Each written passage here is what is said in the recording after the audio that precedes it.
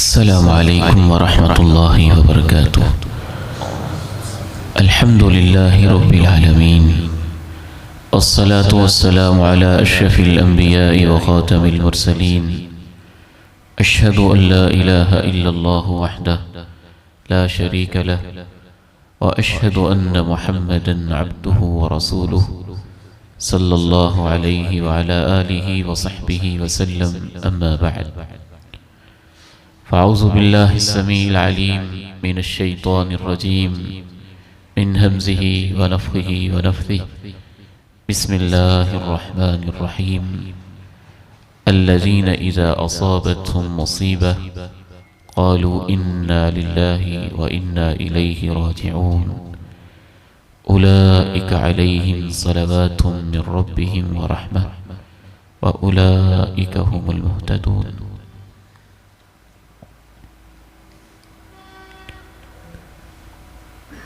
अल्लाहुम्मा सल्लि व सल्लिम अला नबिय्यिना मुहम्मद रब्बि शरह ली सदरी व यस्सिर ली अमरी वहलुल उक़दतम मिन लिसानी यफ़क़हू क़ौली। रस्मों की जंजीरें, इस हवाले से हमारा आज अलवदाई सेशन है, जिसमें हमारा मौजू है किसी भी इंसान की वफ़ात के ऊपर हमारे मुआशरे में जो रस्में की जाती हैं, उनकी शरई हैसियत और उनके अंदर जो कबाहतें हैं, उनमें से चंद एक को मैं आपके सामने रखूँगा। रस्मों के तारुफ से पहले एक बुनियादी चीज़ समझ लेना ज़रूरी है। हमारे दीन में मॉडल, उसवा, ज़ाबिता ज़िंदगी, हर चीज़ का मेयार और स्टैंडर्ड अल्लाह के प्यारे नबी सल्लल्लाहु अलैहि वसल्लम है। आपकी ज़िंदगी, आपका उसवा, आपकी बातें, आपके अफ़ाल, आपके आमाल, आपके अहवाल, आपकी तक़रीरात, जो कुछ आपके सामने किया गया, ये एक मुसलमान के लिए हुज्जत है, हर्फ़े आखिर है और इससे आगे कुछ नहीं है।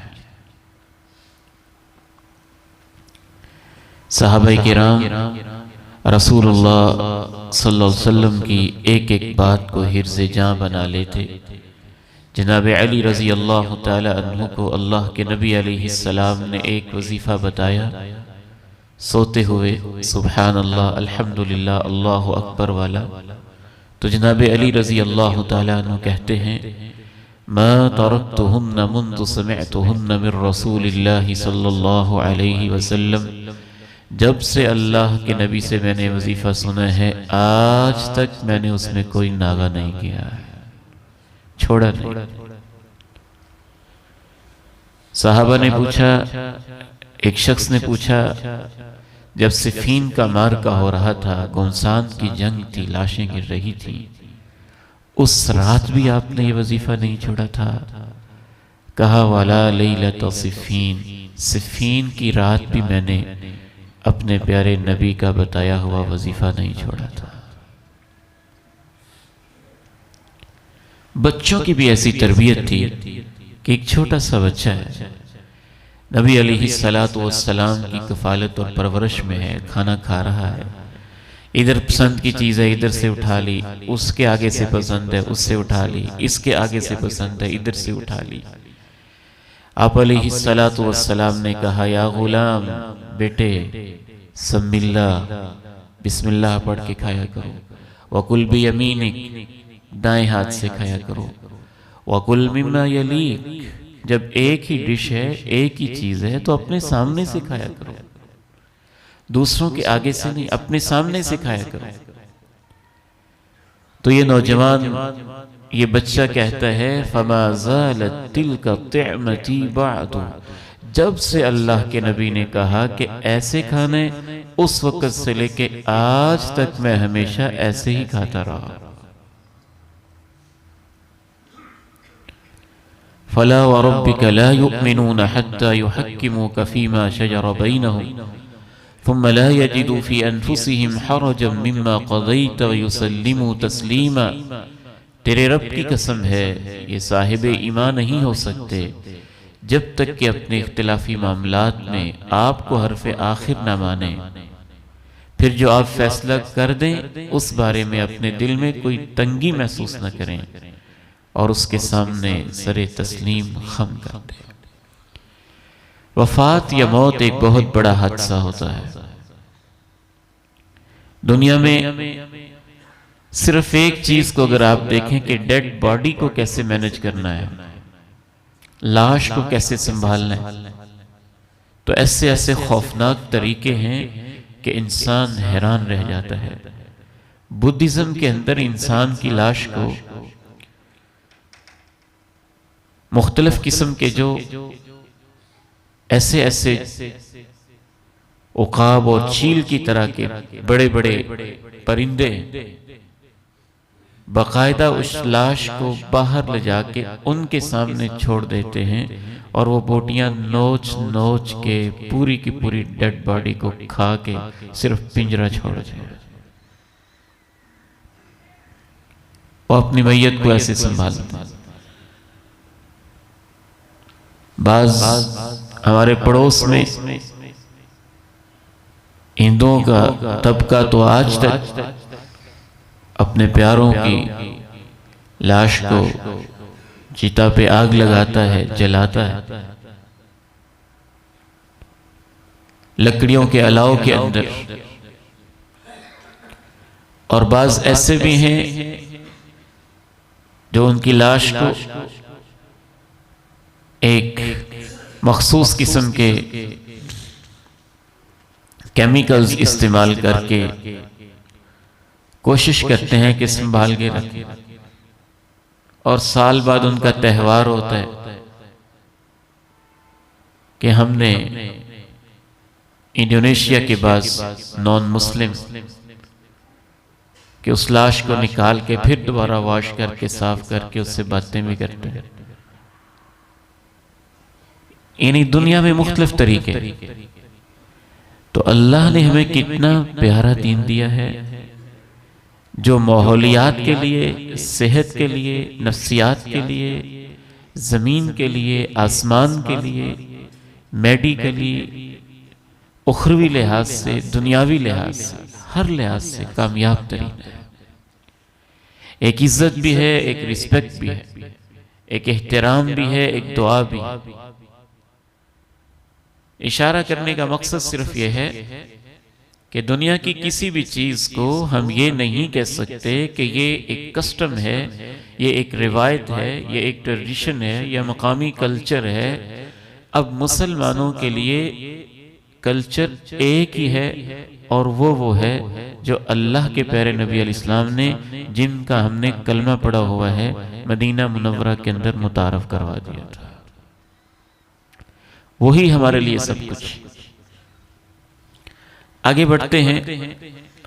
सबसे पहली एक अजीबो गरीब, आज के मौजू में बहुत सारी चीजें ऐसी हैं जो रस्में हैं, बहुत सारी रस्में फिर ऐसी हैं जो बिदअत भी हैं। जो शादी की रस्में थीं वो ऐसी रस्में थीं कि जो रस्म की जा रही है लेकिन उसको दीन का हिस्सा नहीं समझते लोग, बस अपना एक सकाफत समझते हैं। लेकिन जब आप रस्म को दीन का हिस्सा भी समझेंगे तो वो डबल गुनाह हो जाएगा। रस्म भी फजूल हुई और ऊपर से आपने उसको दीन का हिस्सा बना दिया तो बिदअत भी होगी। तो अफसोस के साथ फौतगी के हवाले से जो रस्में हैं वो सिर्फ रस्में ही नहीं हैं बल्कि बिदअती रस्में हैं। उनके अंदर बिदअत का शाइबा है कहीं, और कहीं यकीनी तौर पे बिदअत है, और कहीं तो शिरक का जरिया है, और कहीं वो रस्में शिरक हैं। तो रस्में भी हैं और उनको दीन का हिस्सा भी बना दिया गया तो एक कबीरा गुनाह बिदअत भी है, और बाज़ दफ़ा शिरक का जरिया भी है। और बाज़ चीज़ें ऐसी हैं कि वो रस्में तो नहीं बाकायदा तौर पे, लेकिन वैसे ही वो सुन्नत की मुखालफत है। उनमें से चंद एक चीज़ें भी आपके साथ शेयर करता हूँ। उनमें सबसे पहली चीज़ ये है कि हमारे यहाँ एक रिवायत सी बनी हुई है, वालिदैन अपनी वफ़ात के बारे में कोई बात करना चाहें तो बेटा कहता है आप खामोश हो जाएं, बेटी कहती है आपको अल्लाह लंबी उम्र दे, नहीं इस मौजू पे बात न करें।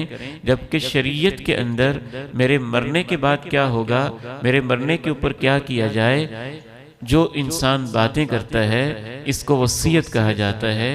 और अगर वो कोई बात करना चाहता है तो उसको मौका देना चाहिए, और वसीयत को अच्छा समझा गया है ताकि जो वरसा हैं उन्हें पता हो कि हमने अपने सरपरस्त के बाद, बाप के बाद, वालिदा के बाद, बड़े भाई के बाद मामलात ज़िंदगी को कैसे लेके चलना है। इसलिए ये जो हमारे यहाँ कल्चर, नहीं खामोश हो जाएंगे, कोई बात ना करें, क्यों ना करें, मरना नहीं है और किसी वक्त भी मौत आ सकती है। तो एहतिमाम के साथ उनको बात का मौका दें, तवज्जो से सुने। बल्कि रसूलुल्लाह सल्लल्लाहु अलैहि वसल्लम ने इरशाद फरमाया, मा हक़्क़ु इम्रिइन मुस्लिमिन यबीतु लैलतैनि वलहु शैउन युरीदु अन यूसिया फीही इल्ला व वसियतुहु मक्तूबतुन इंद रअसिही। किसी मुसलमान के लिए जायज़ नहीं है कि वो अपने वरसा को कोई बात कहना चाहता हो, वसीयत करना चाहता हो कि मेरे मरने के बाद ऐसे करना। तो आप फरमाते हैं कि मेरे उस उम्मती के ऊपर फिर ज़रूरी हो जाता है कि अपनी वसीयत को लिखे बगैर 2 रातें भी ना गुजारे, लिख ले और रखे भी सर के पास, यानी महफूज, पता हो कि ये वसीयत है। जनाब इब्ने उमर रज़ी अल्लाह ताला अन्हु कहते हैं कि जब से अल्लाह के नबी अलैहिस्सलाम से मैंने ये हदीस सुनी है, उस वक़्त से लेकर एक रात भी मैंने ऐसी नहीं गुजारी कि मेरी वसीयत मेरे पास लिखी हुई ना हो। अक्लमंदी का तकाजा तो यही होता है। वालिद गिरामी रहमहुल्लाह ताला ने अपनी ज़िंदगी में 3-4 दफ़ा वसीयत लिखी, हालात बदल गए, 15-20 साल के बाद दोबारा लिखी, फिर हालात बदल गए, 15-20 साल के बाद दोबारा लिखी, फिर हालात बदल गए और 15-20 साल के बाद दोबारा लिखी। और इसी का ये नतीजा था कि वालिद गिरामी रहमहुल्लाह जब दुनिया से रुखसत हुए तो उन्होंने एक एक चीज़ हमें बताई हुई थी। मुझे कहाँ दफन किया जाए, मेरा जनाजा कौन पढ़ाए, मुझे गुस्ल कौन दे, मदरसे के मामलात, इंतजामात, एक एक चीज उन्होंने हमारे सामने क्लियर की। तो जब आप इस मौजू पे बात ही नहीं करेंगे, बैठेंगे ही नहीं अपने बच्चों के साथ, अपनी बीवी के साथ, अपनी अहलिया के साथ, बेटों बेटियों के साथ, तो मौत का तो पता नहीं कब आ जाए। तो ये एक हमारी गलती है जिसके अंदर सारा मुआशरा जा रहा है, और एक बहुत बड़ी गफलत भी है। अल्लाह ताला हमें इस गफलत को दूर करने की तौफीक नसीब फरमाए। इस हवाले से एक अहम बात अहले इल्म, मुहद्दिसीन और शारहीन हदीस ने यह लिखी, अगर कोई शख्स ऐसी सोसाइटी के अंदर रहता है जहां मरने के बाद गलत रस्में होती हैं, फजूल रस्में होती हैं, गलत तरीके हैं उसकी बरादरी के, ख़ानदान के लोगों के, रिश्तेदारों के, चाचू के, मामू के, हमसायों के, बरादरी के, तो उसके ऊपर तो ज़रूरी हो जाता है कि वो मरने से पहले पहले अपने रिश्तेदारों को बताए कि मैं जब मर जाऊं तो खबरदार मेरी मरने के बाद ये रस्में ना करना। अगर वो नहीं कह कर गया और वो रस्में करेंगे तो वो गुनाह में शरीक होगा, क्योंकि उसको पता था कि मेरी बरादरी के लोग ये रस्में करते हैं, तो उसे चाहिए था कि अपनी वसीयत में रोक देता कि ना करना। मिसाल के तौर पे किसी खानदान के अंदर ऐसी औरतें हैं जो मैयत के ऊपर बैन करती हैं। बाज भाइयों को एक आध को नींद आ रही, वैसे माशाल्लाह सोते नहीं हैं आप, तो तवज्जो के साथ, मेरी नजर अल्हम्दुलिल्लाह सब पर है। मिसाल के तौर पे अगर कोई ऐसे खानदान के अंदर रहता है जहां औरतों को ये बुरी आदत है कि वो बैन करती हैं, नोहा करती हैं, तो उस पर जरूरी हो जाएगा कि वो कह कर जाए कि खबरदार मेरी मैयत के ऊपर ऐसी हरकत ना करना। अगर उसने नहीं कहा तो खतरा है कि जब वो मर जाएगा और औरतें बैन करेंगी तो इसको अज़ाब होगा, क्योंकि इसको पता था कि गलत रस्म होती है, इसने क्यों नहीं रोका। अहले इल्म कहते हैं कि अल्लाह के नबी अलैहिस्सलातु वस्सलाम ने ये जो इरशाद फरमाया कि जब मैयत पे नोहा होता है तो मैयत को अजाब दिया जाता है, उसकी एक सूरत ये भी होती है कि उसकी जिम्मेदारी थी कि रोकता। जब उसने नहीं रोका है तो ये उसकी गलती है, उसने परवाह नहीं की है, उसने इस चीज का ख्याल नहीं किया। तो इसलिए अल्लाह ताला मेरी और आपकी हिफाजत फरमाए।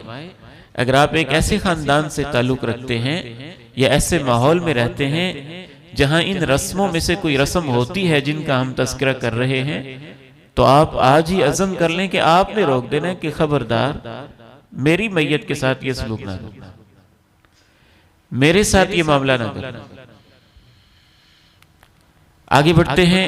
रसूलुल्लाह सल्लल्लाहु अलैहि वसल्लम के सहाबा किराम इसका खुसूसी एहतमाम करते थे। जनाब अबू मूसा रजी अल्लाह तआला अन्हु की मौत का वक्त है और साथ पास बैठा के उनको वसीयत कर रहे हैं, समझा रहे हैं, इज़न तलक़्तुम बिजनाज़ती फ़अस्रिऊ बिल मश्या।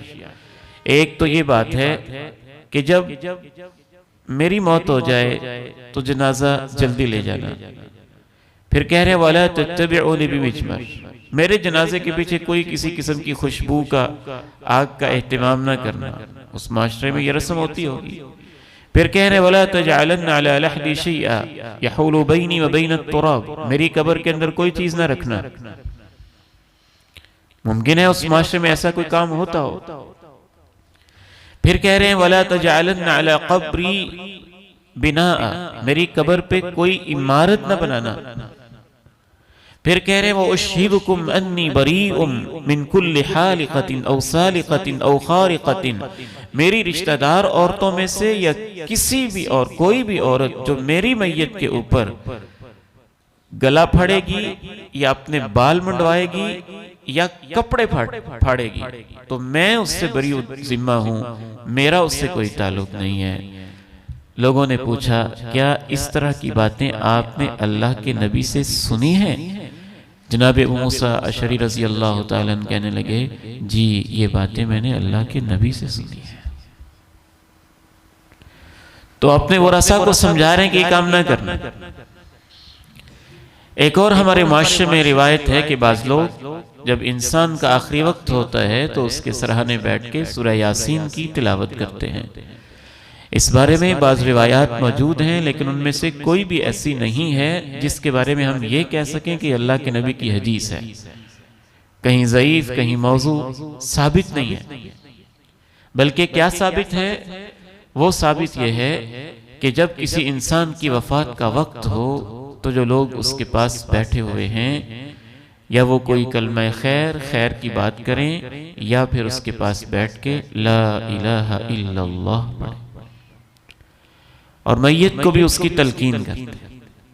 आसार से अंदाजा हो रहा होता है कि इस शख्स का आखिरी वक्त है, तो ला इलाहा इल्लल्लाह उसके पास पढ़ा भी जा सकता है और उसको भी कहा जा सकता है ला इलाहा इल्लल्लाह।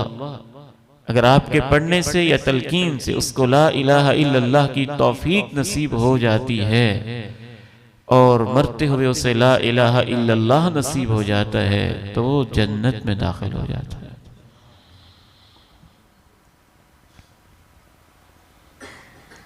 और खुसूसन जब किसी इंसान के आखिरी लम्हात हों तो बाज बच्चियां, बाज बेटियां, बाज खवातीन उस वक़्त ही अजीब व गरीब कलिमात शुरू कर देते हैं, कहना शुरू कर देते हैं, तू हमें छोड़ के जा रहा है, अब हम क्या करेंगे, अब हमारा कोई वारिस नहीं होगा, अब हम ये कैसे करेंगे, वो कैसे करेंगे। ये बहुत खतरनाक बात है। जनाब अबू सलमा रज़ी अल्लाह तआला अन्हु रब्बे करीम के पास जा रहे हैं, उनकी आंखें यूं ऊपर उठी हैं, फटी हैं। अल्लाह के नबी अलैहिस्सलाम आंखों को बंद कर देते हैं और इरशाद फरमाते हैं इन रूह इज़ा क़ुबिज़ तबिअहुल बसर, जब इंसान की रूह निकलती है तो आंख उसका पीछा कर रही होती है। फ़ज़ज्जा नासुम मिन अहलिही, घर वाले पास ही बैठे थे, वो सारे रोने लगे। तो आपने फरमाया देखो इस वक्त तुम अपने बारे में खैर के अलावा कोई बात न कहना, जो तुम कहते जाओगे अल्लाह के फरिश्ते उस पे आमीन कहते जाएंगे। मगर एक बाप जा रहा है और उसकी बेटी कह रही है हमारा तो कोई वारिस ही नहीं है, फरिश्ते कहेंगे आमीन। हम तो तेरे जाने के बाद जलील हो जाएंगे, फरिश्ते कहेंगे आमीन। तो नबी अलैहिस्सलाम क्या इरशाद फरमा रहे हैं, देखो इस कैफियत में भली बात के अलावा कुछ न कहना। फ़इन्नल मलाइका युअम्मिनूना अला मा तक़ूलून, जो तुम कहोगे फरिश्ते उस पर आमीन कहेंगे। फिर आप अलैहिस्सलातु वस्सलाम ने, अल्लाह अकबर, क्या खूबसूरत तालीम है आपकी। हमारी असल में जाने वाले के साथ बहुत बड़ी बेवफाई ये भी होती है कि हमें उसकी बजाय अपनी फिक्र पड़ जाती है। अब्बा जी रहमहुल्लाह फरमाया करते थे, बेटे तुम तो जिंदा हो, फिक्र तो उस बेचारे की करनी है जिसके पास अब अमल के लिए मोहलत नहीं बची है, जो बेचारा मनो मट्टी के नीचे जाने वाला है, जिससे जिंदगी का हिसाब होने वाला है। तो जनाब अबू सलमा जब रुखसत हुए, अभी आप वहां खड़े हैं, मैयत घर में पड़ी हुई है, ताजा ताजा अभी फौतगी हुई है, तो आपने एक घर वालों को यह समझाया कि खैर की बात कहना, कोई बुरा कलमा ना कहना, जो तुम कहोगे फरिश्ते आमीन कह देंगे। फिर आपने सुब्हानल्लाह व बिहम्दिही सुब्हानल्लाहिल अज़ीम 7 खूबसूरत दुआएं दी अबू सलमा रज़ी अल्लाह तआला अन्हु को। अल्लाह मुझे और आपको ऐसे साथी नसीब करे कि जो हमारी वफात पे हमारे लिए दिल ही दिल में दुआ कर रहे हैं। का अल्लाहुम्मा अग़फ़िर ले अबी सलमा, या अल्लाह वो सलमा को माफ कर दे, वरफ़ा दरजतहु, इसके दर्जे बुलंद कर दे, फिल महदियीन, बड़े ऊंचे लोगों में शामिल करके, वख़्लुफ़ु फ़ी अक़बिही फिल गाबिरीन, जो इसके पीछे रह गए हैं तो उनका वारिस हो जा, वग़फ़िर लना, हमें भी माफ कर दे, वलहु, और इसको भी माफ कर दे, वफ़्सह लहू फ़ी क़ब्रिही, इसकी कब्र को खुला कर दे, वनव्विर लहू फ़ी, और इसकी कब्र को रोशनी और नूर से भर दे। कोई प्यारा गया है तो इतनी प्यारी दुआएं देना उसको। अल्लाह के नबी अलैहिस्सलाम वाले ये अल्फाज याद करें, उस बेटी को ये याद हो, उस बेटे को ये याद हो, उस बीवी को ये याद हो, उस दोस्त को ये याद हो, तो क्या खूबसूरत मंजर हो। हौसला भी मिल रहा हो, आंखों में आंसू भी हों, दिल में गम भी हो, लेकिन फिक्र उसकी भी साथ साथ हो, साथ अपनी आखिरत की भी हो। और इतने खूबसूरत अल्फाज से इंसान उस मैयत के पास अपने दिल में दुआएं कर रहा हो, या अल्लाह इसको माफ कर दे, दर्जे बुलंद कर दे, हमें भी माफ कर दे, अब हमारा तू वारिस हो जा, या अल्लाह इसकी बख्शिश कर दे, इसकी कब्र को खोल दे, इसकी कब्र को नूर से भर दे। क्या खूबसूरत अल्फाज है।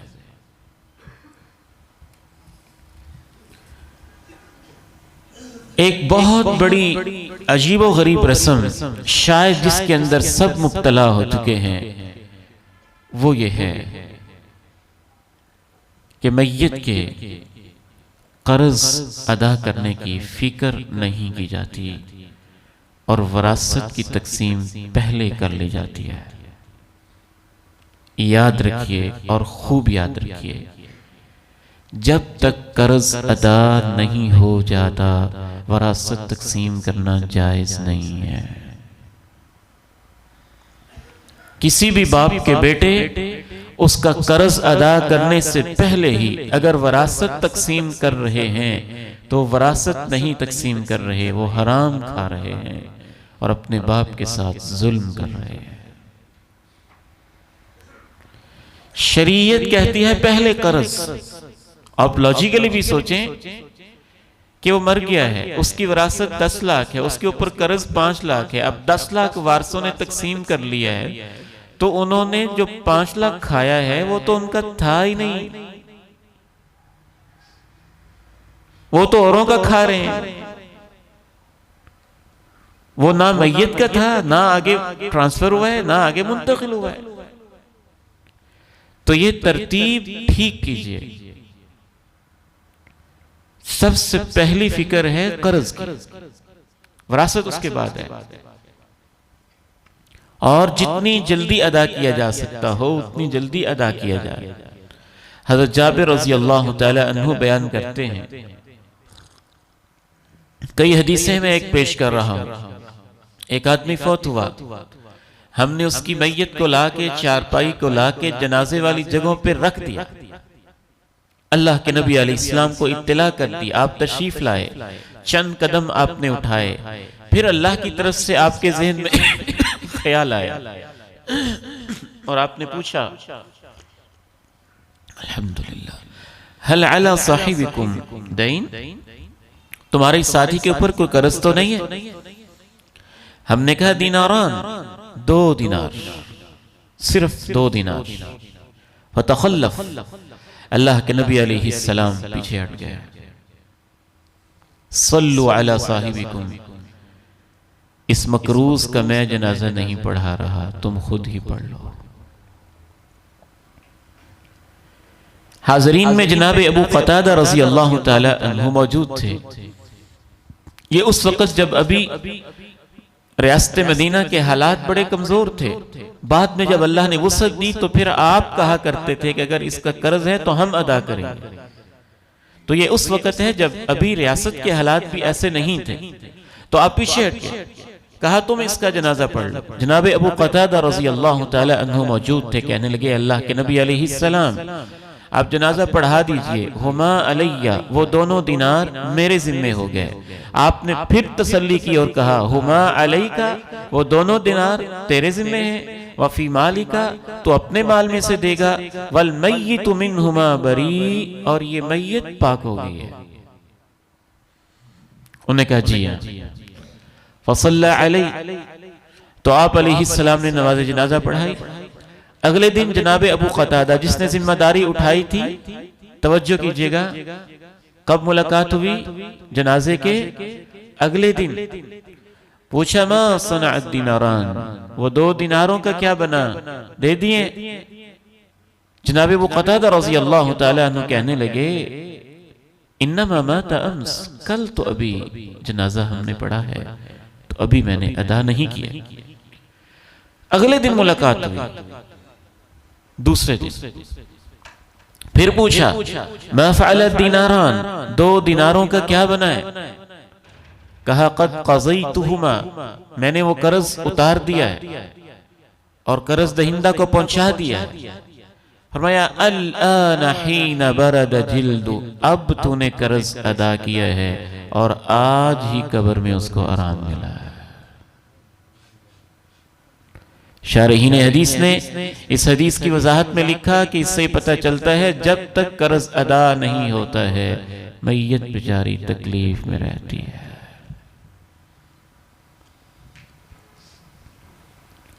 ये एक रस्म और रिवाज नहीं है जो आप अल्लाह के घर में खड़े होके, सैकड़ों लोगों के सामने, मस्जिद में खड़े होके, जनाजे के ऊपर, अल्लाह के घर में सैकड़ों लोगों की मौजूदगी में आप ऐलान कर देते हैं कि जी कर्ज मेरे जिम्मे है, और कर्ज वाले लेने जाते हैं।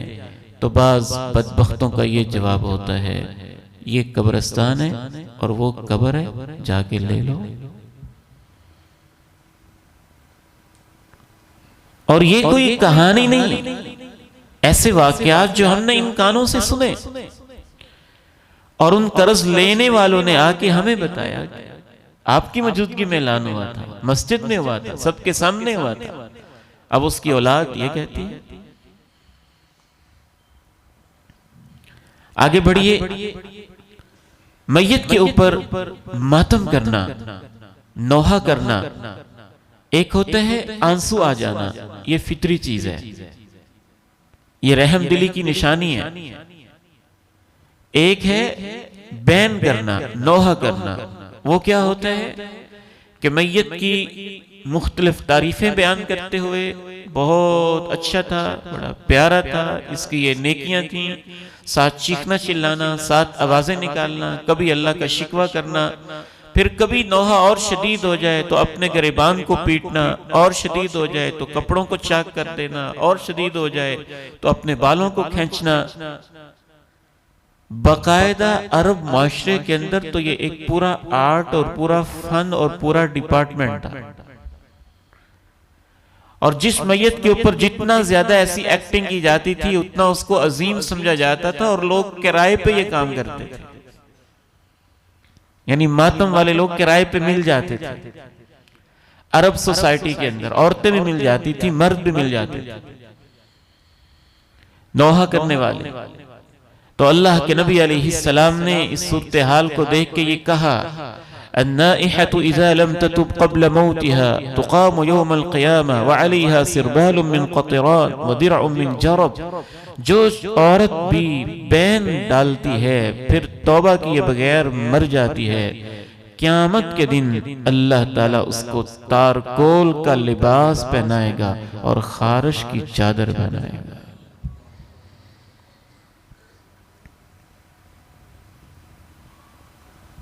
आपने इसे कुफर करार दिया, ऐसे बंदे को आपने अपनी उम्मत से खारिज कर दिया। कहा लैसा मिन्ना मन लतमल खुदूद व शक्कल जुयूब व दआ बिदअवल जाहिलिया। जो अपने गालों को पीटता है, गिरबान को चाक करता है, जाहिलाना आवाजें निकालता है, वो हम में से नहीं है। जब कोई औरत इस्लाम कबूल करती तो आप उससे वादा लेते कि बहन नहीं डालोगी, मातम नहीं करोगी, नौहा नहीं करोगी। और इसी किस्म की मैयत के बारे में जिसके यहाँ ये माहौल हो फिर उसने रोका नहीं।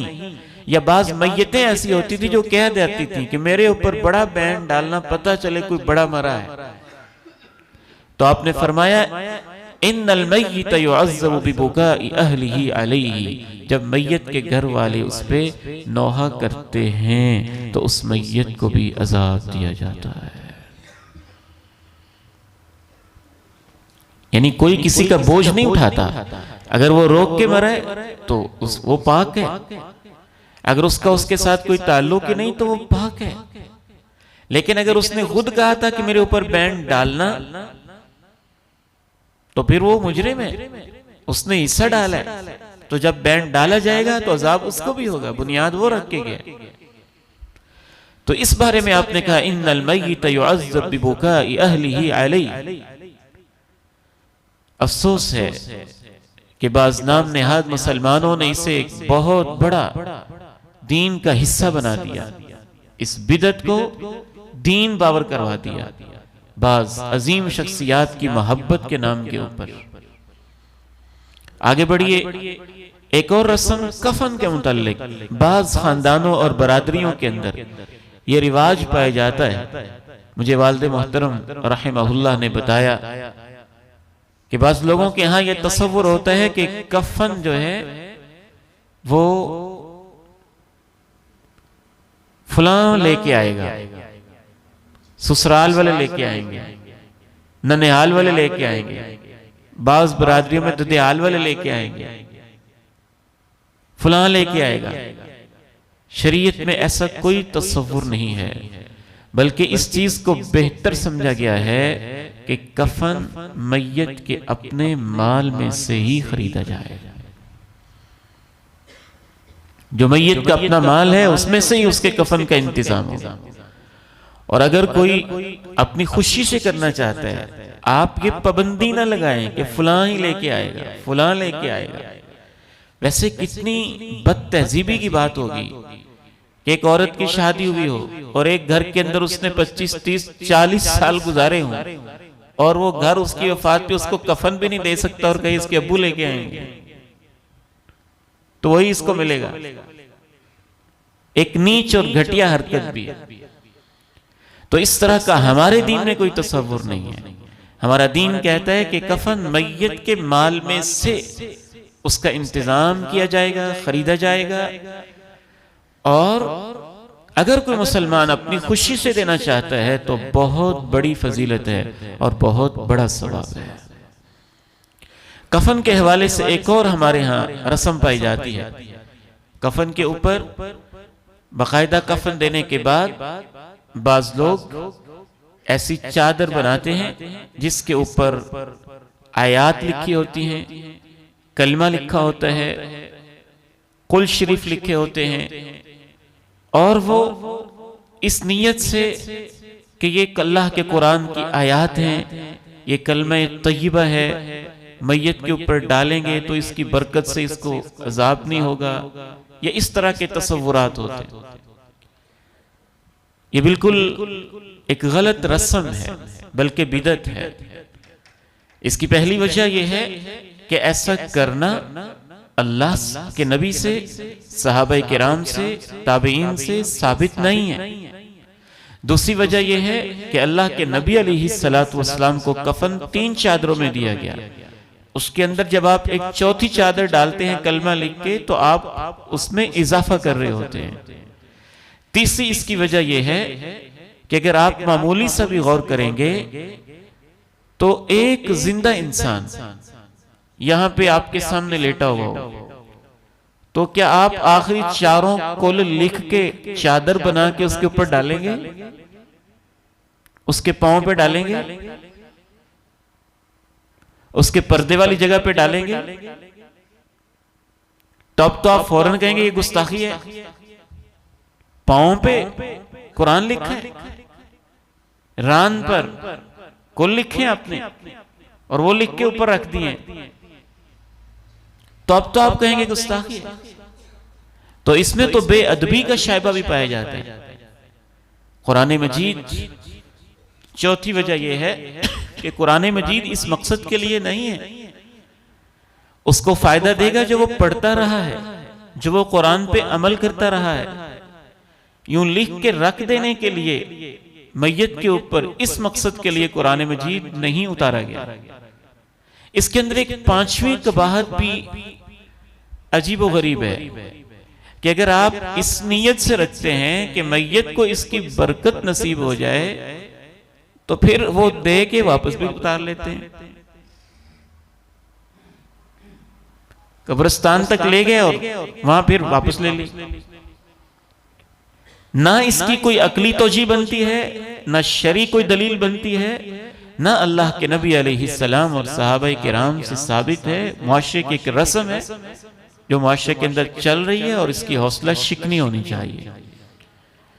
और यहां चूंकि तलबा और रूहानी बेटे बैठे, अगर किसी ने ऐसे रख दी है तो इमाम साहब जो जनाजा पढ़ाने वाले हैं वो उतारेंगे, तो उसमें इख्तिलाफ का खतरा होगा। आप मसला समझा दें, अब उतारना उसकी जिम्मेदारी है जिसने पहनाई है, जिसने डाली है। उन्हीं को यह शऊर दिलाएं, आहिस्ता से समझा दें, जिस तरीके से आप मुनासिब समझें।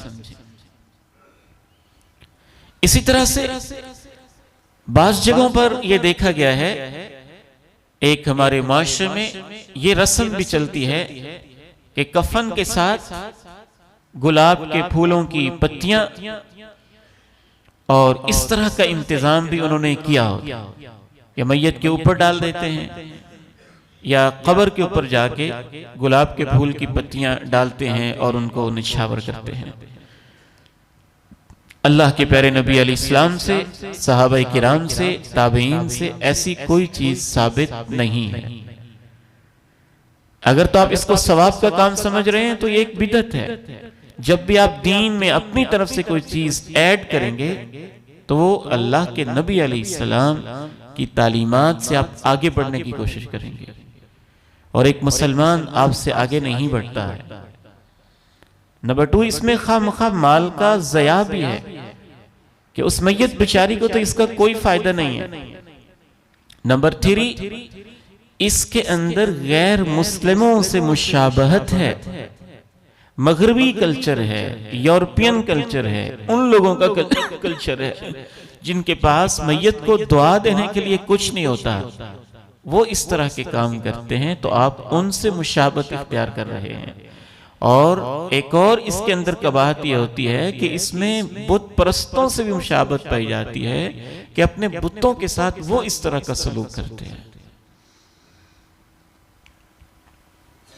कोई फायदा नहीं है मैयत को इन चीजों से, इसमें खामखा का एक तकल्लुफ है।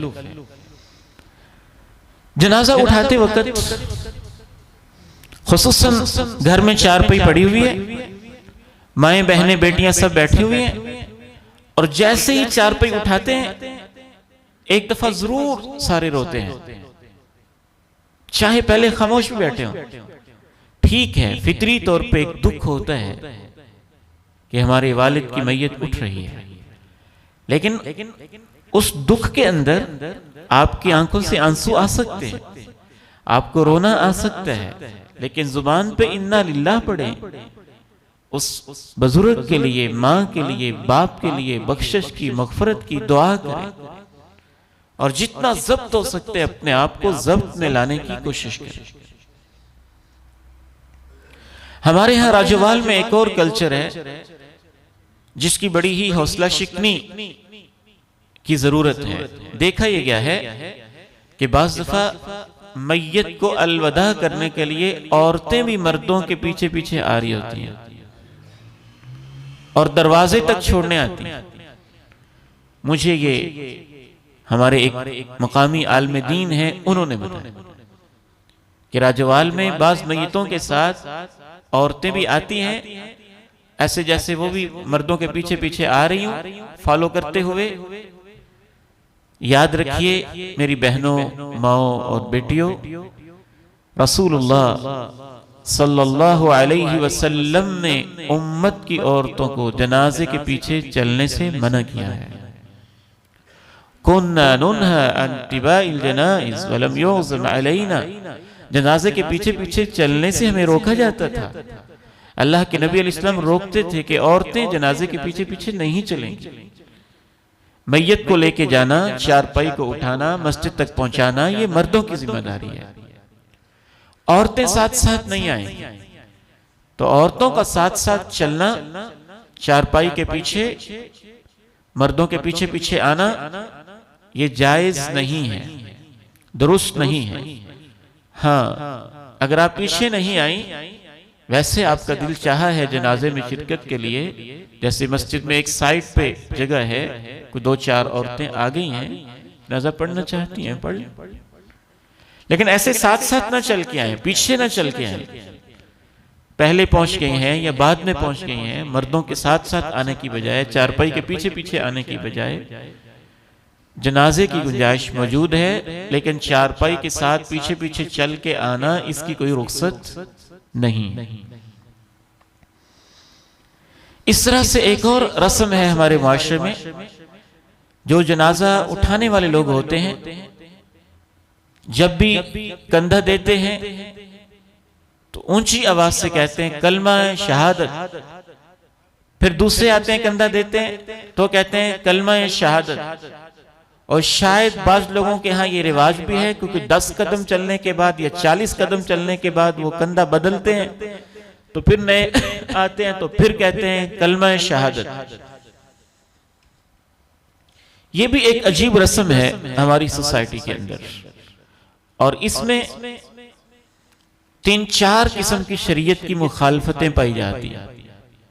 सबसे पहली मुखालफत तो यही है कि वो लोग जिन्होंने कलमा शहादत के लिए मारे खाई थी और पत्थरों के ऊपर और सीनों को छलनी करवा के और तख्ता दार के ऊपर भी कलमा शहादत कहा था, उन्होंने किसी मैयत को उठाते हुए कलमा शहादत नहीं कहा था।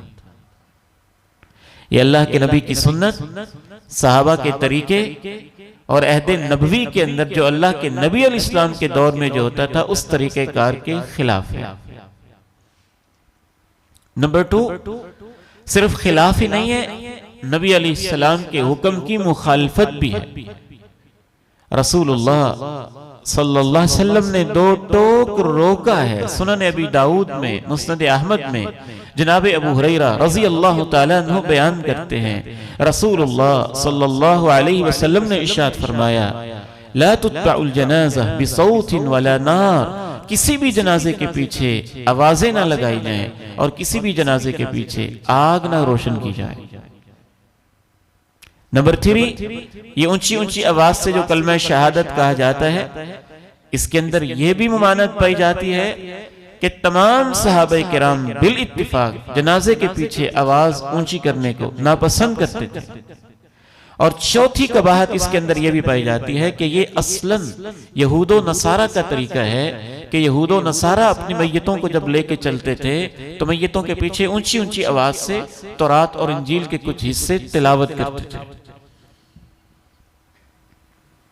तो इस वजह से ये ऊंची ऊंची आवाज से कलमा शहादत पुकारना दुरुस्त नहीं है। दुरुस्त क्या है?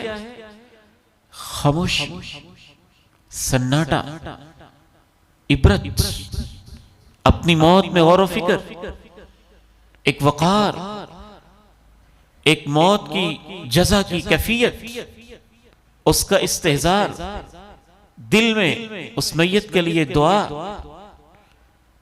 जो भी आप कर सकते हैं अपने लिए दुआ। यही तरीका है अल्लाह के नबी अलैहिस्सलाम का, सहाबा किराम का। तो कलमा शहादत पुकारना, इसमें एक पांचवी कबाहत यह भी पाई जाती है कि वैसे कलमा शहादत सारे यही कह रहे होते हैं, कलमा शहादत मतलब क्या है? किसी को नहीं पता। किस लिए कह रहे हैं? किसी को नहीं पता। अपने लिए कह रहे हैं, मैयत के लिए कह रहे हैं, किस नीयत से कह रहे हैं? सिर्फ देखा देखी एक रस्म है जो चल पड़ी, एक बिदती रस्म जिसको दीन का हिस्सा बना दिया गया और सारे लोग ही उसके मुताबिक किए जा रहे हैं। और एक और अहम बात इसमें यह भी ज़हन में रखिए कि जब मैयत के पीछे ऊंची आवाज के साथ, इस पे आप खुसूसी तवज्जो कीजिएगा, जब जनाजे के पीछे ऊंची आवाज के साथ हम कह रहे हैं कि कलमा शहादत नहीं कहा जा सकता, ऊंची आवाज से कुरान की तिलावत नहीं की जा सकती, तो क्या ख्याल है फिर ऊंची आवाज से दुनिया की बातें की जा सकती हैं?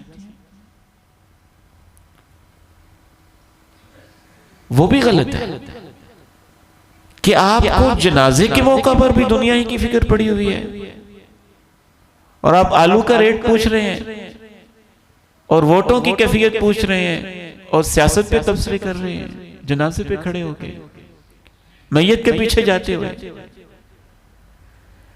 तो इमाम अलबानी रहमहुल्लाह ताला इरशाद फरमाते हैं कि सौत आम है, किसी किस्म की आवाज नहीं आनी चाहिए। अल्लाह के नबी अलैहिस्सलाम ने मुतलकन मना कर दिया, जनाजे के पीछे चला जाए कोई आवाज ना आए, वाला नार, और कोई किसी किस्म की आग न जलाई जाए। बाज ऐसे बदबख्त भी हैं और बाज ऐसे बदनसीब इलाके भी हैं जिनकी मैयतें जाती हैं तो पीछे लोग ढोल बजा रहे होते हैं। जब हर आवाज से आपने मना कर दिया तो सब कुछ मना हो गया। शैतानी आवाज तो वो तो आम हालात में भी मना है, और मौत के मौके पे ऐसी शैतानी हरकत, ये तो इंतहाई संगीन और खतरनाक किस्म का गुनाह है। हमारे यहाँ एक और रस्म ये पाई जाती है, चारपाई को उठाते हुए बाज लोग ये कहते हुए दिखाई देते हैं, ये औरत की चारपाई है, औरत की चारपाई है, गैर महरम इसको हाथ ना लगाएं, गैर महरम चारपाई को कंधा ना दे, चारपाई को ना उठाएं। देखिए, औरत जिंदा है या मुर्दा, वो औरत है, काबिल इज्जत है, काबिल एहतराम है। गैर महरम के लिए मैयत को देखना जायज नहीं है, गैर महरम के लिए मैयत औरत को हाथ लगाना जायज नहीं है, औरत को हाथ लगाना जायज नहीं, औरत को देखना जायज नहीं है। लेकिन औरत की चारपाई,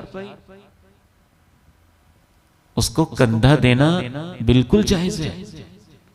ये तो काम मर्दों का ही है और मिलजुल के ही सब ने करना है। बल्कि औरत जिंदा भी हो ना, जिंदा भी हो, अल्लाह के नबी अलैहिस्सलाम के दौर में औरतें उमूमन जब उनको ऊंट वगैरह पे बिठाते थे तो एक हौदज बना होता था, हौदज जैसे हमारे यहाँ डोली होती थी, इस तरह का हौदज बना होता था, तो उनमें रख के फिर ऊंट के ऊपर उठा के रखते थे। तो उम्मुल मोमिनीन सईदा आयशा रजी अल्लाह तआला अन्हा अल्लाह के नबी अलैहिस्सलाम के साथ जब सफर में थी, वाक़े इफ़क वाले सफर में, तो उसमें आपके हौदज को सहाबा ने उठाया था, गैर महरम सहाबा ने उठा के ऊपर रखा था। तो जिंदा भी हो तो डोली को तो उठाया जा सकता है, हौदज को उठाया जा सकता है। इमाम बुखारी रहमहुल्लाह ताला ने एक हदीस से इस्तिंबात किया कि नबी अलैहिस्सलातु वस्सलाम ने ये अल्फाज एक हदीस में इस्तेमाल किए हैं, जिससे ये मालूम होता है कि मैयत को कंधा मर्द देते हैं। तो मर्दों का लफ्ज आया है, उसमें महरम भी है और गैर महरम भी है, तो कंधा देने में कोई हर्ज नहीं है, कंधा दिया जा सकता है। दोबारा मैं अर्ज कर दूं कि औरत जात को अगर गैर महरम है न देख सकता है, न टच कर सकता है, न जिंदगी में न मौत के बाद। लेकिन चारपाई को कंधा देना एक अलग चीज है। चारपाई को कंधा भी दिया जा सकता है, उठाया भी जा सकता है, इसमें कोई हर्ज की बात नहीं है। एक और हमारे यहाँ फौतगी पर अजीबो गरीब जो तरीका है और काबिल इस्लाह है कि नमाज जनाजा की दुआएं हम याद ही नहीं करते, फिक्र ही नहीं करते कि याद करनी है कि नहीं करनी। और हमारे माशरे के बहुत बड़े तबके को याद नहीं है। और एक रस्म इस पर यह भी है कि मैयत का आखिरी हक होता है कि मैयत के लिए दुआ की जाए। अफसोस के साथ मैं कहता हूं कि बाज लोग मैयत का आखिरी हक अदा करने में भी खयानत से काम लेते हैं। और बाज ऐसे जनाजे हैं आधे मिनट में फारग, आधे मिनट में फारग, आधे मिनट में तो सूरह फातिहा भी पूरी नहीं होती, 1 मिनट में फारग। एक बहुत बड़ी शख्सियत का जनाजा बमुश्किल, यानी शायद लाख के करीब इज्तिमा होगा उस शख्सियत के ऊपर, और जनाजा पड़ा गया तो सिर्फ 25-30 सेकंड के अंदर। ये जनाजा नहीं, धोखा है। ये आपने हक अदा नहीं किया, मैयत का हक खाया है, हक तलफी की है। अल्लाह के नबी अलैहिस्सलातु वस्सलाम तो मैयत के लिए ऐसी दुआएं किया करते थे कि उस जनाजे के अंदर शरीक सहाबा कहते थे, काश अल्लाह के प्यारे नबी की ये दुआएं होती तो मैयत मेरी होती और मुझे ये दुआएं नसीब होती। खुलूस से दिल लगा के जो अल्लाह के नबी इस्लाम ने दुआएं की हैं, वो दुआएं मैयत के लिए करनी चाहिए। आहिस्ता भी की जा सकती हैं और ऊंची आवाज के साथ भी की जा सकती हैं। अब चूंकि जनाजे के अंदर दुआ नहीं की जाती, आधे मिनट में जनाजा, 1 मिनट में जनाजा, 40 सेकंड के अंदर जनाजा, 2 मिनट में, 1.5 मिनट के अंदर जनाजा, उसका नतीजा यह होता है कि अब हर वारिस का दिल तो चाहता है कि मेरे बाप मेरी माँ के लिए दुआएं हों, तो फिर इस सुन्नत से महरूम करके एक बिदत लोगों ने शुरू कर रखी है और एक रस्म कि जनाजा पढ़ के फारिग होते हैं, अच्छा दुआ करो। नमाज जनाजा ही तो दुआ के लिए ही तो नमाज जनाजा है। असल नमाज जनाजा का मकसद ही दुआ है। ये तो ऐसी है जैसे जोहर की नमाज पढ़ के आप फारिग हों तो आप कहें अच्छा जी अब नमाज पढ़ें, भी नमाज ही तो पढ़ी है, तो अब आप कहते हैं नमाज पढ़ें। क्या मतलब? 2 नमाजें हैं। नमाज जनाजा दुआ ही के लिए तो है, ना उसमें रुकू है, ना उसके अंदर सजदा है, ना उसमें अत्तहियात है क्या नमाज जनाजा में? दुआ ही तो है। तो उस अजीम तरीन दुआ को जो सुन्नत वाली नमाज जनाजा की दुआएं हैं छोड़ के लोगों ने ये रस्म बना दी कि जनाजे से फारिग हुए अब दुआ करें। या बाज लोग कहते हैं 40 कदम दूर जाके फिर कहते हैं अब दुआ करें। ये सुन्नत नहीं है, ये हमारे माशरे की एक रस्म। एक और रस्म हमारे यहाँ जो फौतगी के ऊपर पाई जाती है कि कब्र के ऊपर बाज लोग टहनी रखते हैं सुन्नत समझते हुए, बाज लोग चिराग रोशन करते हैं। इस तरह के काम, फूल पत्तियां निछावर करते हैं, जिस पे पहले भी बात हो चुकी है। रसूलुल्लाह सल्लल्लाहु अलैहि वसल्लम 2 कब्र वालों के पास से गुजरे तो आपने फरमाया कि इन दोनों को अजाब हो रहा है। वजह भी आपने बताई। फिर आपने एक टहनी ली, उसके 2 हिस्से किए, आधी एक कब्र पे रख दी और दूसरा हिस्सा दूसरी कब्र पे रख दिया। और आपने फरमाया कि मुझे उम्मीद है जब तक ये खुश्क नहीं होंगी इनको अजाब नहीं होगा। यह हदीस मौजूद है, अल्लाह के नबी अलैहि सलाम से साबित है। लेकिन इससे ये नहीं साबित होता कि ये दायमी सुन्नत है। साबित ना होने की वजह तो ये है, पहली वजह ये है कि अजाब हो रहा है या नहीं हो रहा, ये किसी शख्स को पता नहीं चल सकता, अल्लाह के नबी ही को वही के जरिए बताया गया था। नंबर 2, टहनी रखने से अजाब टल गया है, यह भी अल्लाह के नबी अलैहिस्सलाम ही की खुसूसियत थी, कोई और नहीं ये जान सकता। नंबर 3 कि आपकी जिंदगी में सैकड़ों वाकयात, हादिसात, अमवात, कब्रों का मामला हुआ, आपने सिर्फ उस मौके पे एक ही दफा किया, ना उससे पहले कभी किया ना बाद में किया। नंबर 4 आपको देख के सहाबा तो फौरन अमल करते थे और आपको देखकर ये वाला अमल किसी सहाबी ने भी नहीं किया। तो इससे साबित होता है कि वो एक दफा का वाकया था, आपका मोजज़ा था।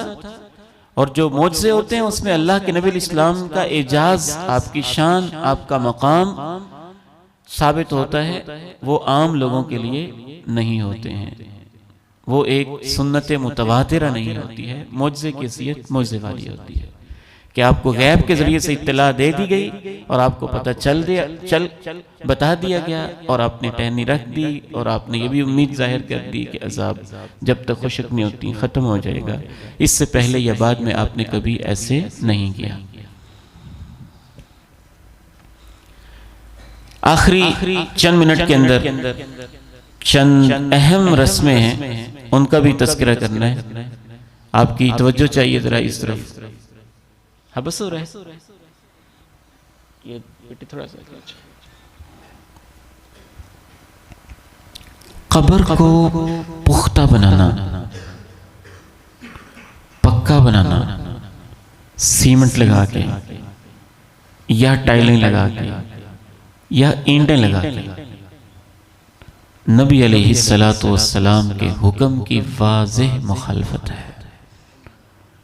हज़रत जाबिर रज़ी अल्लाह ताला अन्हु सही मुस्लिम हदीस नंबर 970 में बयान करते हैं, नहा रसूलुल्लाह सल्लल्लाहु अलैहि वसल्लम, अल्लाह के रसूल सल्लल्लाहु अलैहि वसल्लम ने मना कर दिया।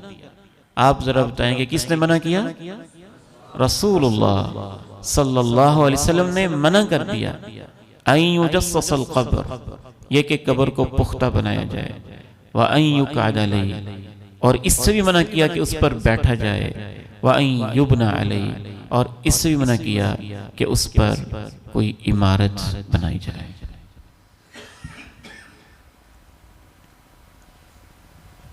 कब्र का एहतराम, लोगों के ज़हन में यह है कि जी मैयत का एहतराम है, कब्र को पुख्ता कर रहे हैं। मैयत का ये एहतराम नहीं है, बल्कि हमेशा कब्र को पुख्ता बनाना शिरक का जरिया रहा है। इस वजह से रसूलुल्लाह सल्लल्लाहु अलैहि वसल्लम ने कब्र को पुख्ता बनाने से मना कर दिया। एहतराम कीजिए कब्र का। एहतराम क्या है कि किसी कब्र के ऊपर ना बैठे, बैठने से भी आपने मना किया। लअन यजलिस अहदुकुम अला जमरा, अगर तुम में से कोई शख्स किसी आग के अंगारे पे बैठ जाए, फतुहरिक सियाबा, और उसके कपड़े भी जल जाएं, फतखलुस इला जिल्दी, और उसकी स्किन तक, जिल्द तक भी आग पहुंच जाए, इतना नुकसान हो जाए, आपने इरशाद फरमाया ये इससे बेहतर है कि वो किसी कब्र पे बैठे। ये कब्र का एहतराम है कि उसके ऊपर बैठना नहीं है। उसमें एक मय्यत है, उसमें एक इंसान है, किसी का बाप है, किसी का बेटा है। अल्लाह के नबी अलैहि सलाम ने कब्र पर बैठने से मना कर दिया। और कब्र पर बैठने का एक दूसरा मफहूम अहले इल्म ने यह भी बयान किया है कि बंदा वहां पक्का मुजावर बन के बैठ जाए, तो यह भी कोई पसंदीदा चीज नहीं है। हमारे दीन में इसकी भी कोई गुंजाइश और रियायत नहीं है। एक और रस्म हमारे यहाँ चलती है कि जो लोग पुख्ता नहीं बनाते वो कब्र के ऊपर कोई स्लैब लगा देते हैं और उसके ऊपर नाम लिख देते हैं, कोई कतबा लगा देते हैं, कोई लकड़ी लगा देते हैं और उसके ऊपर नाम लिख देते हैं। रसूलुल्लाह सल्लल्लाहु अलैहि वसल्लम की हदीस सुन लें और फिर फैसला आप खुद कर लें क्या करना है।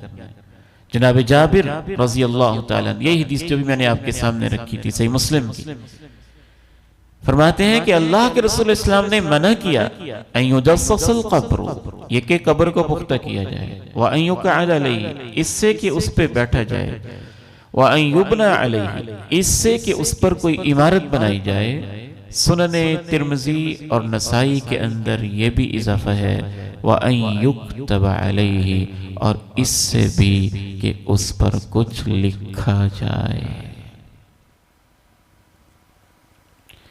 लिखने से ही फिर आगे सारे सिलसिले शुरू होते हैं और ये सारी एहतियातें शिरक की राहों को रोकने के लिए। सवाल ये पैदा होता है कि हर इंसान की फितरी ख्वाहिश होती है उसे पता हो ये मेरे अब्बू की कब्र है, ये मेरी वालिदा की कब्र है, ये मेरे भाई की कब्र है, ये बहन की कब्र है। तो उसका हल ये है कि उसके ऊपर कोई आप खास निशानी रख लें, लिखे ना, कोई निशानी लगा लें। और एक निशानी तो सुन्नत है। हजरत रसूल करीम सल्लल्लाहु अलैहि वसल्लम के बड़े ही प्यारे सहाबी उस्मान इब्न मज़ून अल्लाह को प्यारे हुए, तो आपने एक बड़ा सारा पत्थर उठाया और उनकी कब्र के सराहने रखा और फरमाया अतअल्लमु बिहा क़ब्र अखी, इससे मुझे अपने भाई की कब्र की निशानी रहेगी कि ये मेरे भाई की उस्मान की कब्र है। उस्मान बिन अफ़्फ़ान नहीं, ये उस्मान इब्न मज़ून है रज़ी अल्लाह ताला, ये भी सहाबी रसूल है।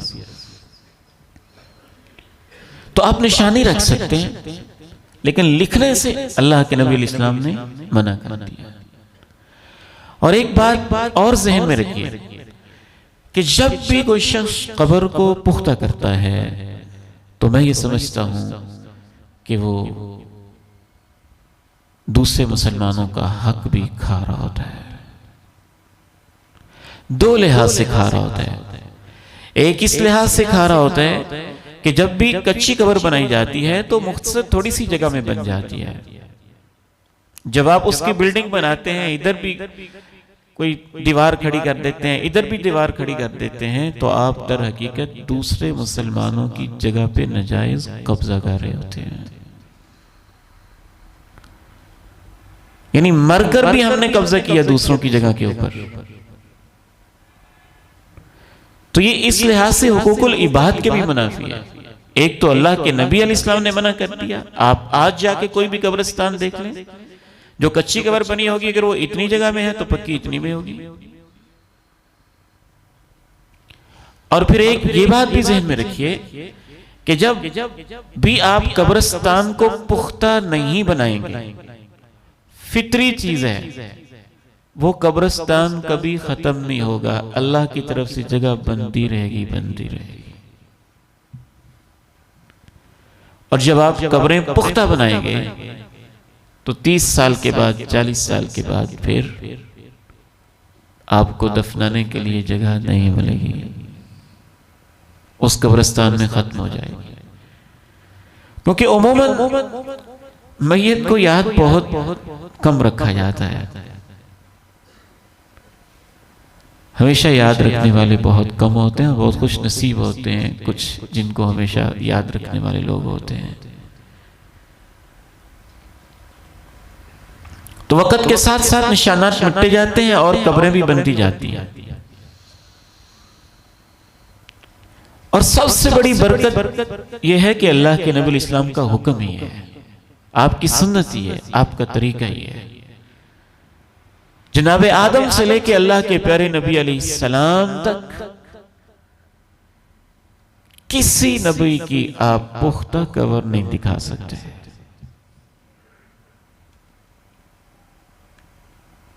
किसी सहाबी की आप पुख्ता कब्र नहीं दिखा सकते। जो मंसूब है बाद के लोगों ने बना के मंसूब की होंगी, लेकिन ये मुमकिन नहीं है कि किसी सहाबी की आपको पुख्ता कब्र नजर आए। इसलिए इन मसाइल को बहुत अच्छे तरीके से समझना चाहिए।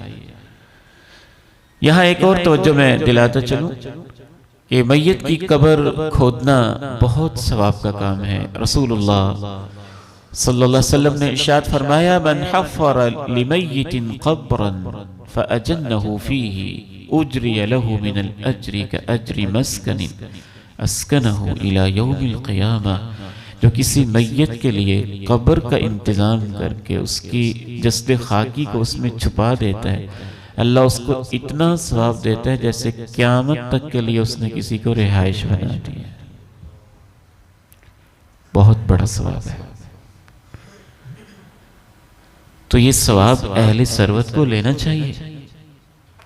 मालदारों को, साहिब हैसियत लोगों को, दोस्त अहबाब को ये सवाब लेना चाहिए।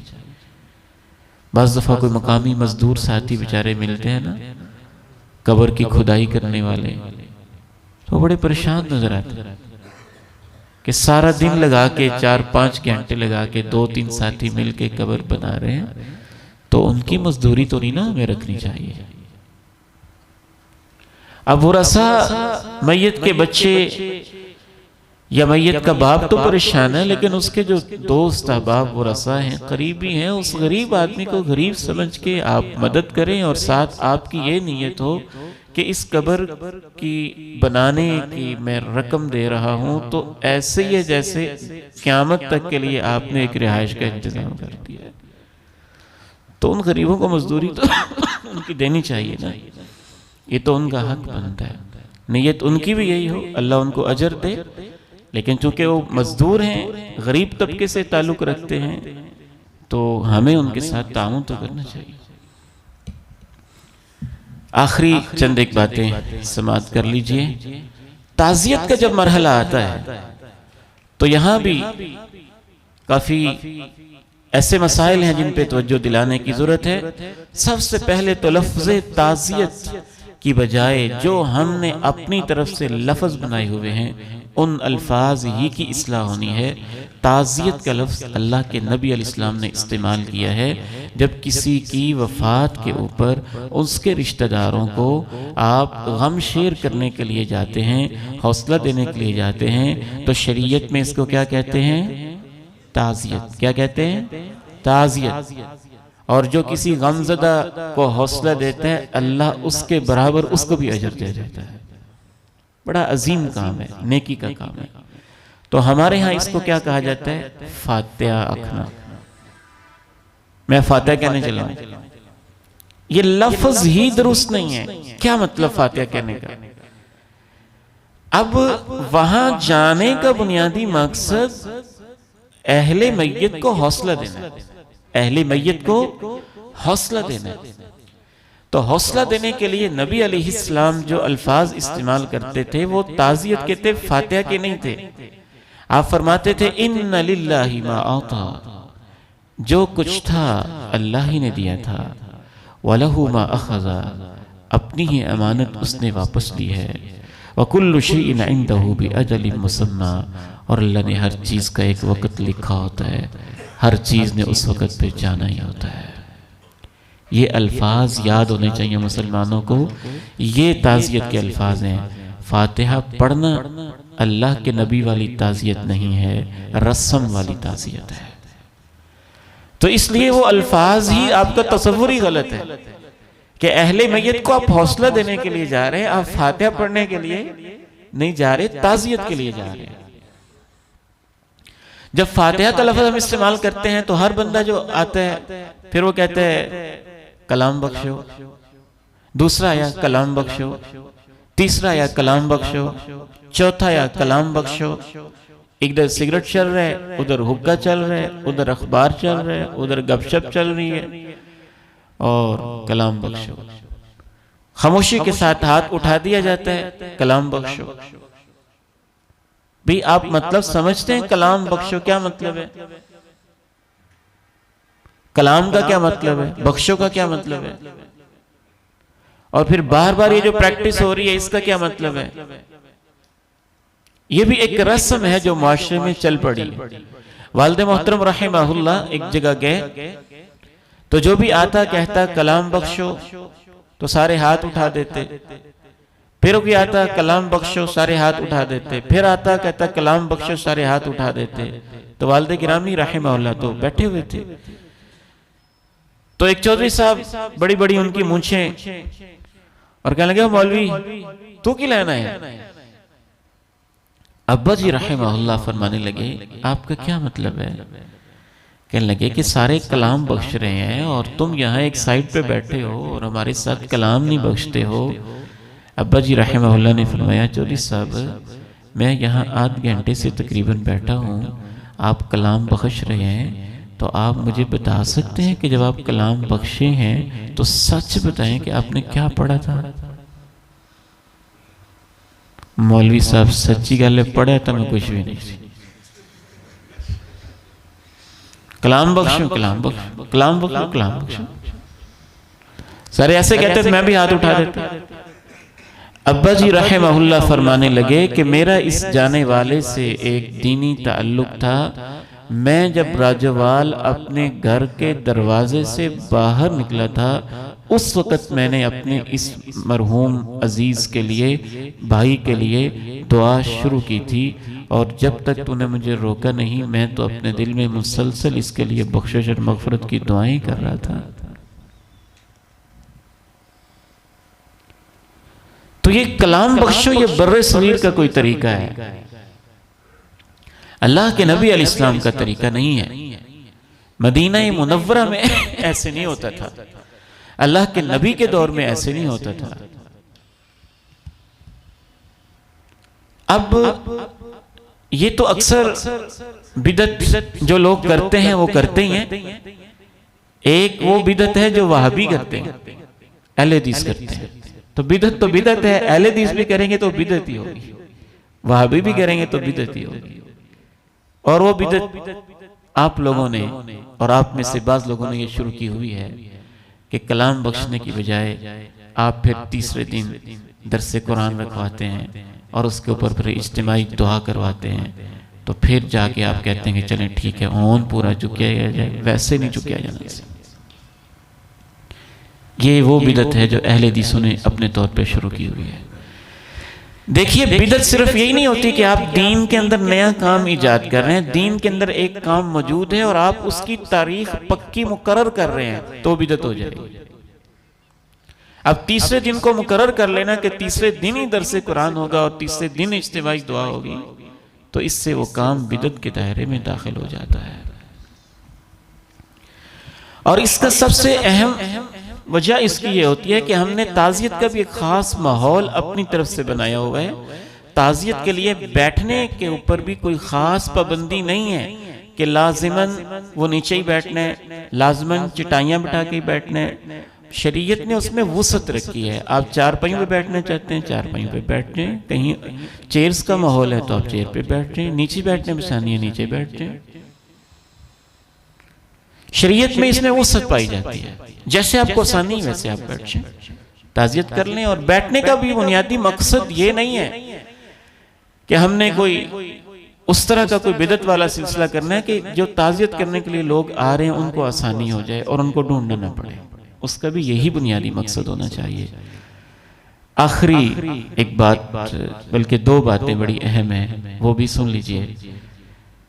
बाज लोगों ने ये कल्चर भी बनाया हुआ है कि मैयत के इसाले सवाब के नाम पे तीसरे दिन जमा होते हैं, कुछ 7वें दिन जमा होते हैं, 40वें दिन जमा होते हैं, 1 साल के बाद जमा होते हैं, उसको बरसी कहा जाता है। किसी बुजुर्ग की कब्र पे साल बाद जमा होते हैं, उसको उर्स कहा जाता है।